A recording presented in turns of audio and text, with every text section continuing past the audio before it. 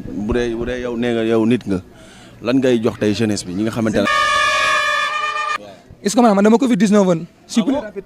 est-ce que j'ai pris mes vaccins et tout ça il faut que je me taille may dawal ay vélo est-ce que man fi may wax firi mën a amaat adapté waat waaw baal may jugaale day gën a nice est-ce que may taal firi.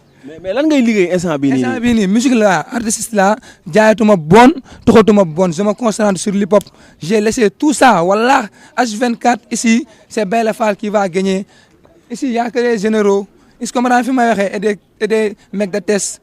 Nous, on voit tout, on se lève tôt, je suis un gérant de la ghetto, tu comprends? Moi, j'ai toujours été un gérant de la ghetto. Je connais des croches, la bécane, ça cabre, voilà. Xamal loolu li may wax parce que déggoo leen tubaab. xamal ñu foowee da ngay dégg tubaab. salade tomate oignon mooy xamal lan ay coke ay volet ay tout ça j'ai volé j'ai dealé xanaa déggoo leen tubaab ñi dégguñu tubaab.